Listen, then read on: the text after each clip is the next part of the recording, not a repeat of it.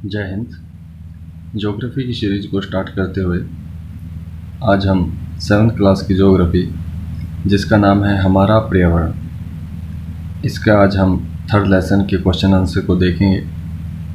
मैं बताऊंगा आपको कि इस लेसन के पीछे जितने भी क्वेश्चन बनते हैं उनके आंसर कौन से पेज पर हैं। ठीक है, तो चलिए देखते हैं आज का अपना लेसन, 3rd लेसन जिसका नाम है हमारी बदलती पृथ्वी।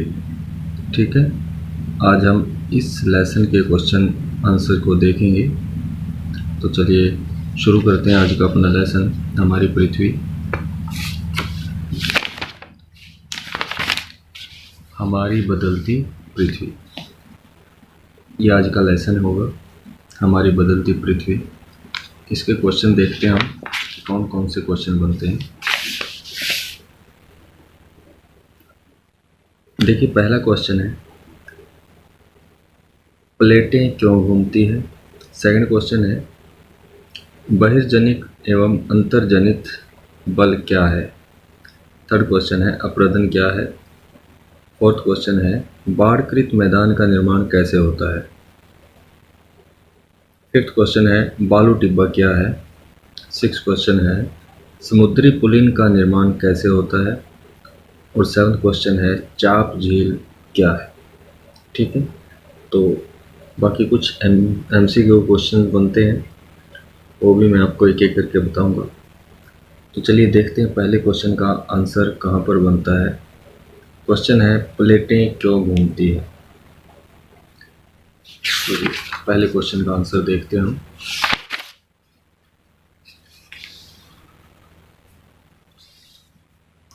देखिए पेज नंबर 12 पर जहाँ से आपका ये लेसन शुरू हुआ है यहाँ पर इस क्वेश्चन का आंसर है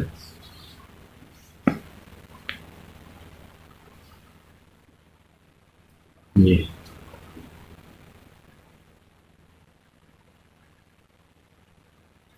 स्थल मंडल अनेक प्लेटों में विभाजित है जिन्हें स्थल मंडलीय प्लेट कहते हैं।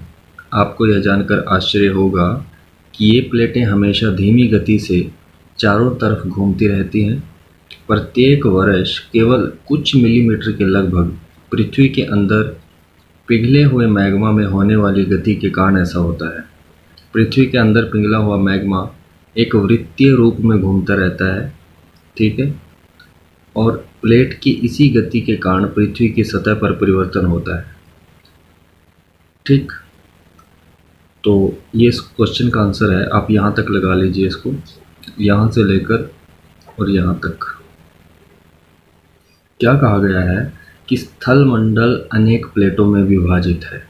देखिए, जो हमारी पृथ्वी है जिस पर हम रह रहे हैं, ये ऊपरी सतह है और इसके नीचे जो हमारी जो ज़मीन है, जो पृथ्वी बनी है, वह प्लेटों में विभाजित है।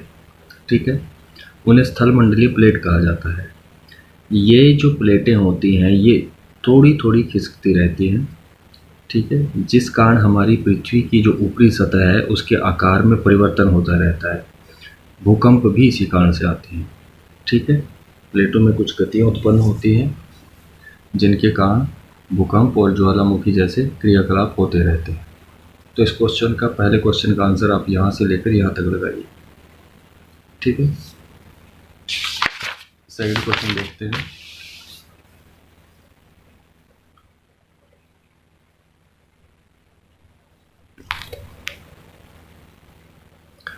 बहिर्जनिक एवं अंतर्जनित बल क्या है। बहिर्जनिक एवं अंतर्जनित बल क्या है। चलिए क्वेश्चन का आंसर देखते हैं भाई। बहिर्जनिक और अंतर्जनित बल क्या है। यहीं पर आ जाइए जहाँ से आपका लेसन शुरू हुआ है। यहाँ पर देखिए इस क्वेश्चन का आंसर ये रहा। पहले क्वेश्चन का आंसर, सेकंड क्वेश्चन का आंसर आप यहाँ से लगाइए। जो बल पृथ्वी के आंतरिक भाग में घटित होते हैं उन्हें अंतर्जनित बल या एंडोजेनिक फोर्स कहते हैं, और जो बल पृथ्वी की सतह पर उत्पन्न होते हैं उन्हें बहिर्जनिक बल या एक्सोजेनिक फोर्स कहते हैं। ठीक है, अंतर्जनित बल कभी आकस्मिक गति उत्पन्न करते हैं, जो कभी धीमी गति, भूकंप एवं ज्वालामुखी जैसी आकस्मिक गति के कारण पृथ्वी की सतह पर अत्यधिक हानि होती है। ठीक है, तो जो बल पृथ्वी के आंतरिक भाग में घटित होते हैं, जो भी हलचलें पृथ्वी के अंदर घटित हो रही हैं, उन्हें हम अंतर्जनित बल कहते हैं। ठीक है, या इंग्लिश में उनको बोलोगे एंडोजेनिक फोर्स। और जो पृथ्वी की सतह के ऊपर उत्पन्न हो रहे हैं, जो भी बल लगता है, ठीक है, उन्हें हम क्या बोलेंगे, बहिर्जनिक बल। जैसे ज्वालामुखी और भूकंप है ये पृथ्वी की ऊपरी सतह पर क्रियाकलाप होते हैं। हाँ, ये पृथ्वी के अंदर भी हो सकते हैं, जैसे ज्वालामुखी है। कभी कभी क्या होता है, ज्वालामुखी बाहर नहीं निकल पाता और वो पृथ्वी के अंदर ही फैलने लगता है। ठीक है, तो वहीं फैलकर वहीं जम जाता है, जिसके कारण जो आग्नेय हमारी 3 तरह की सेल्स होती है, ठीक है, आग्नेय शैल, अवसादी शैल और कायांतरित शैल। इसी तरह ये पृथ्वी के अंदर भी जम जाता है। ठीक, तो इस क्वेश्चन का आंसर आप यहाँ से लेकर और यहाँ तक लगा लीजिए सारा का सारा। ये सेकंड क्वेश्चन का आंसर हो जाएगा। ठीक है भाई, थर्ड क्वेश्चन देखते हैं। थर्ड क्वेश्चन है, अप्रदन क्या है? अप्रदन, चलिए इस क्वेश्चन का आंसर देखते हैं। अप्रदन है क्या? पेज नंबर 15 पर आ जाइए। अब पेज नंबर 15 पर ये इस क्वेश्चन का आंसर है। सॉरी, मुख्य स्थलाकृतियाँ सॉरी यार, गला खराब हो रहा है। मुख्य स्थलाकृतियाँ, देखिए इस क्वेश्चन का आंसर आप यहाँ से शुरू कीजिए। भूदृश्य पर जल, पवन एवं हिम जैसे विभिन्न घटकों के द्वारा होने वाले क्षय को अप्रदन कहते हैं। मतलब क्या है कि भूदृश्य पर, जो पृथ्वी की ऊपरी सतह है, यहाँ पर जल के द्वारा, हवाओं के द्वारा और हिम जैसे विभिन्न घटकों के द्वारा, ठीक है, जो भी क्षय होता है उसको अप्रदन बोलते हैं। क्षय किस चीज़ का? मिट्टी का। ठीक है, मान लीजिए जल है, कहीं पे बाढ़ आ गई, तो बाढ़ के द्वारा भी क्या होगा, बहुत सी मिट्टी साथ जल बहा कर ले जाता है। हवाएं बहुत तेज़ चल रही हैं तो भी क्या होगा, मिट्टी को उड़ाकर कहीं से कहीं लेकर जाती है। कहीं पर हिम टूट गई, बर्फ़ टूट गई, ठीक है, अधिक वर्षा हो गई पर्वतों में, देखा होगा आपने, भूस्खलन होते रहते हैं। ठीक है, लैंडस्लाइड वगैरह पहाड़ों में ज़्यादा होते हैं, ऊंचे ऊंचे पर्वत है ना वहाँ पे। तो ये इस तरह से ये रीज़न है कुछ कि भूदृश्य पर जल, पवन एवं हिम जैसे विभिन्न घटकों के द्वारा होने वाले क्षय को अप्रदन कहते हैं। ठीक है, वायु, जल आदि अपरित पदार्थ को एक स्थान से दूसरे स्थान पर ले जाते हैं और फलस्वरूप एक स्थान पर निक्षेपित कर देते हैं। अप्रदन एवं निक्षेपण के ये प्रक्रम पृथ्वी के धरातल पर विभिन्न स्थलाकृतियों का निर्माण करते हैं। आप इस क्वेश्चन का आंसर यहाँ तक भी लगा सकते हैं, और नहीं तो आप छोटा सा अगर लिखना हो तो आप यहाँ तक लगा लो इस क्वेश्चन का आंसर। ठीक है, यहाँ से लेकर यहाँ तक लगा लीजिए, ये थर्ड क्वेश्चन का आंसर हो जाएगा आपके। फोर्थ क्वेश्चन देखते हैं।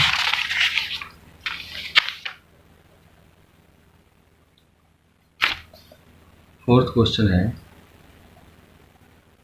बाढ़कृत मैदान का निर्माण कैसे होता है? बाढ़कृत मैदान का निर्माण कैसे होता है, ये यहाँ पर देखिए पेज नंबर 15 पर ही। ठीक है, पेज नंबर 15 पर यहाँ से ये इस क्वेश्चन का आंसर है कि क्या होता है, कभी कभी नदी अपने तटों से बाहर बहने लगती है। जब नदी बहती है, नदी में पानी आता है और पानी इतना ज़्यादा आ जाता है कि बाढ़ की स्थिति बन जाती है, तो वो क्या करती है, वहाँ कैसी सिचुएशन पैदा होती है कि कभी कभी नदी अपने तटों से बाहर बहने लगती है। फलस्वरूप निकटवर्ती क्षेत्रों में बाढ़ आ जाती है। बाढ़ के कारण नदी के तटों के निकटवर्ती क्षेत्रों में महीन मिट्टी एवं अन्य पदार्थों का निक्षेपण करती है। ऐसी मिट्टी एवं पदार्थों को अवसाद कहते हैं। इसे समतल उपजाऊ बाढ़कृत मैदान का निर्माण होता है। तो यहाँ से लेकर यहाँ तक इस क्वेश्चन का आंसर लगाइए। ये फोर्थ क्वेश्चन का आंसर है। ठीक है भाई, फिफ्थ क्वेश्चन देखते हैं। फिफ्थ क्वेश्चन है बालू टिब्बा क्या है। बालू टिब्बा पूछा है। यहीं पर आ जाइए आप पेज नंबर 17 पर, जहां ये क्वेश्चन मैं आपको दिखा रहा हूँ। बालू टिब्बा क्या है ये पूछा है इसमें। तो देखिए, ये यहाँ से पवन चलने पर यह अपने साथ रेत को एक स्थान से दूसरे स्थान पर पहुँचाती है। जब पवन का बहाव रुकता है तो यह रेत गिरकर छोटी पहाड़ी बनाती है। इनको बालू टिब्बा कहते हैं। यहाँ तक लगा लीजिए आप, यहाँ से लेकर यहाँ तक इस क्वेश्चन का आंसर लगाइए। ठीक है, मतलब जब हवाएं चलती हैं बहुत तेज़ तो वो अपने साथ रेत को उड़ाकर ले जाती है, और जब हवा रुकती है और रुकने के बाद जहाँ वो रेत गिरता है तो गिराते ही वहाँ पर एक छोटी सी पहाड़ी बन जाती है। इसी को बालू टिब्बा कहा जाता है। ठीक है भाई, ये फिफ्थ क्वेश्चन का आंसर है। सिक्स्थ क्वेश्चन है समुद्री पुलिन का निर्माण कैसे होता है। समुद्री पुलिन, पेज नंबर 16 पर आ जाइए आप। पेज नंबर 16 पर इस क्वेश्चन का आंसर है समुद्री पुलिन का निर्माण कैसे होता है।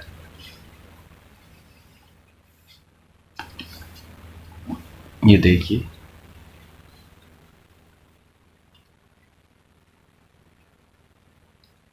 यहाँ से इस क्वेश्चन का आंसर लगाइए। समुद्री जल के ऊपर लगभग ऊर्ध्वाधर उठे हुए ऊंचे शैल तटों को समुद्र भृगु कहते हैं। समुद्री तरंगे किनारों पर अवसाद जमा कर समुद्री पुलिन का निर्माण करती हैं। ठीक है, कैसे? मान लीजिए ये यहाँ पर देखिए, आप इस चित्र को देखिए। वैसे ये चित्र कुछ और दर्शा रहा है यहाँ पे समुद्री गुफा, लेकिन मैं आपको बता दूँ, मान लीजिए ये समुद्र है, पानी है, ये समुद्र का किनारा है। यहाँ पर जैसे समुद्र की लहरें आती हैं और लहरें आने के बाद जब लहरें किनारों की ओर आती हैं तो यहाँ पर ये अवसाद जमा कर देती हैं। ठीक है, अवसाद जमा करने के बाद बार बार लहरें आएंगी, अवसाद जमा होता जाएगा, और यहाँ पर एक इस तरह का प्लेटफॉर्म जैसा, एक पुल जैसा एक आकृति बन जाती है। ठीक है, तो इसको समुद्र पुलिन कहते हैं। यह समुद्र पुलिन का निर्माण हो जाता है। ठीक है, जैसे किनारे होते हैं ना, मान लीजिए हमारा कोई खेत है। ठीक है, इस खेत में हम क्या करते हैं, चारों तरफ हमारे खेत के चलने के लिए रास्ता होता है।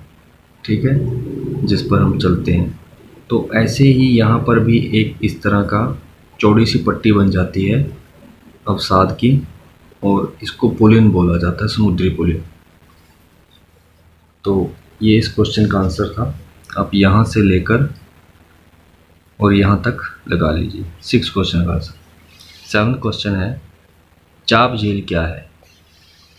चाप झील, पेज नंबर 15 पर आ जाइए आप।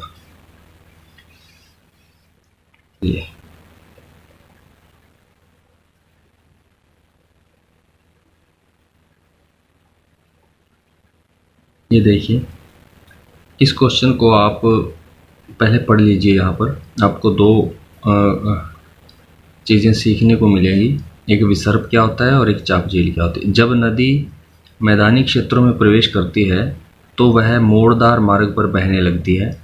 नदी के इन्हीं बड़े मोड़ों को विसर्प कहा जाता है। ठीक है, इसके बाद विसर्पों के किनारों पर लगातार अपरदन एवं निक्षेपण शुरू हो जाता है। विसर्प लूप के सिरे निकट आते जाते हैं। समय के साथ विसर्प लूप नदी से कट जाते हैं और एक अलग झील बन जाती है जिसे चाप झील कहते हैं। ठीक है, लूप और चाप झील दोनों को एक साथ पढ़ेंगे तो समझ में आएगा। ये चार्ट यहाँ पर देखिए, इसको, ये चार्ट है, ये है विसर्प नदी। ठीक है, जो ये वाले आप देख रहे हो, ये मोड़दार किनारे, इनको बोलते हैं विसर्प। ठीक है, इनको क्या बोला जाता है, इनको बोला जाता है विसर्प। मान लीजिए ये वाला है, यहाँ से देखिए आप, कई बार क्या होता है नदी अब धीरे धीरे ये विसर्प है, नदी का ये जो किनारा है इसका अपरदन होता जाएगा। ठीक है, ये पानी इस हिस्से को, मिट्टी के इस हिस्से को अपने साथ बहा कर ले जाएगा और ये नदी यहाँ से सीधी जाने लगेगी। ठीक है, और धीरे धीरे क्या होगा, इधर एक झील बन सकती है जैसे ये बनी है। ठीक है, तो इसको जो अलग से विसर्प के नदी में मिल जाने के कारण जो झील का निर्माण हुआ है उसे चाप झील कहते हैं। ठीक है, ये चाप झील होती है। इस तरह से इस चार्ट को समझ लीजिए आप। ठीक है, यही कहा है कि विसर्प लू के सिरे निकट आते जाते हैं, समय के साथ विसर्प लू नदी से कट जाते हैं। विसर्प लू नदी से कट जाते हैं। ठीक है, ये विसर्प है, ये लू नदी से कट जाते हैं। ठीक, और कट कर इधर हो जाते हैं, नदी सीधी बहने लगती है। तो इससे एक झील का निर्माण होता है जिसको चाप झील कहते हैं। तो यहाँ तक इस क्वेश्चन का आंसर लगाइए। ये 7वें क्वेश्चन का आंसर। कुछ MCQ क्वेश्चन है।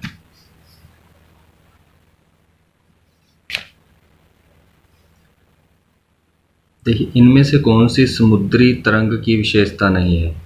शैल, किनारा, समुद्री गुफा। तो इसमें होगा किनारा। हिमनद की निक्षेपण विशेषता है, तो ये होगा भाई हिमोड। हिमनद की निक्षेपण विशेषता क्या हो जाएगी? हिमोड हो जाएगी।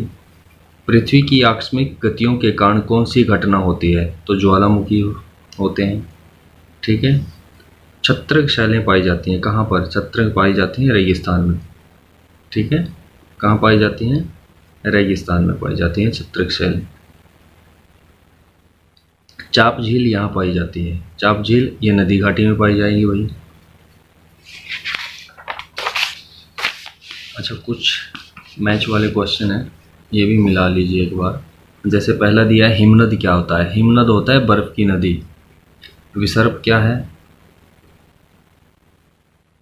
विसर्प का इसमें दिया नहीं होगा।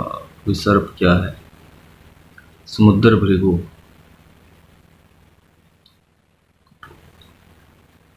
चलो इसको देखते हैं। पुलिन क्या होती है? पुलिन होती है समुद्री तट। बालू टिब्बा क्या है? ये रेगिस्तान में बनता है। जलप्रपात ये नदियाँ बनाती हैं। भूकंप पृथ्वी का कंपन इसको बोलते हैं। ठीक है, और विसर्प क्या है? विसर्प हो जाएगा भाई समुद्र भृगु, ये विसर्प हो जाएगा। ठीक है, आप इसको लगा लीजिए।